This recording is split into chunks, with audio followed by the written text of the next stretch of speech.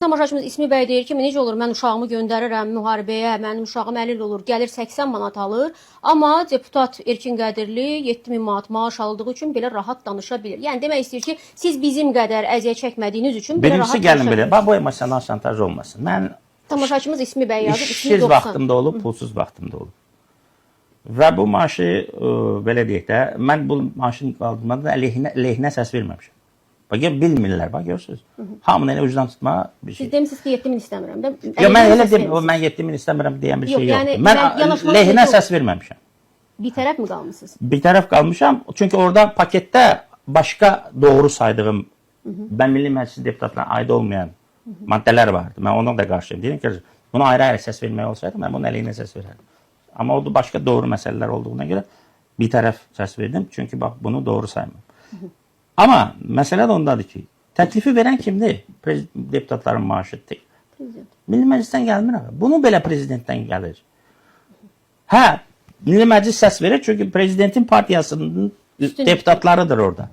Orada da məntiqsiz bir şey yoxdur. Ya gərək bizim vətəndaşlar nəhayət siyasi düşünməyi öyrənsin və bilsin ki, birincisi siyasətlə maraqlansın. Ki, görək bizim deputat necə səs verir orada. Hə? Biz partiya olaraq və mən özüm olaraq biz bunu bacardığımız qədər aydınlatmağa çalışırıq. Sadəcə media coverage deyilir İngiliscə. Media üçün maraqlı deyilik. Sosial şəbəkələrdə ümumiyyətlə söyləyirik. Belə də hamının bir-birinə qatılır. Amma olsun. Populyar olmayaq, söyləyək, amma biz doğru saydığımız şeyləri deməkdən usanması deyilik. O ta o vaxta qədər ki, vətəndaşların siyasi düşünməyi öyrənsinlər.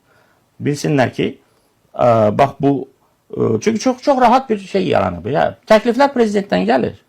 Bütün bu siyasəti müəyyən edən prezidentdir. Söylən deputatlardır. Milli Məclis daha doğrusu. Deputatları söyə bilərsiniz. Mən laf elə mənim özüm. Sadəcə bir şey anlamaq lazımdır. Milli Məclis 125 deputatdan ibarətdir. Amma Milli Məclisin nüfuzu və yaxud onun deməli, institusional dəyəri o 125 nəfərin kollektiv kimliyindən asılı deyil. Mən ən çox da ona üzülürəm ki, bizdə Milli Məclisi bir təsisat kimi düşürürlər.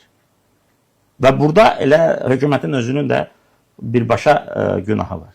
Məncə ayrı-ayrı fərdlərin özünün də günahı var. Ay, var, fərdlər də elə belə deyil də orada. Fərdlər də var, aydın məsələ. Amma o reaksiyadır, o nəticədir, o görüntü.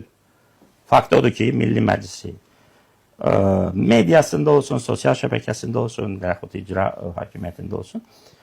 Bax, bu durumda saxlayırlar. Belə bir vətəndaşların mənfi emosiyalarının harasa ünvanlanması üçün nisbətən rahat bir yer olsun. Milli Məclisi də, deputatları da söymək o qədər asandır ki. Amma nazirə bir söz deyə bilməyən deputatı söyür. Prezidentə bir söz deyə bilməyən deputatı söyür. Halbuki bütün o təkliflər prezidentdən gəlir.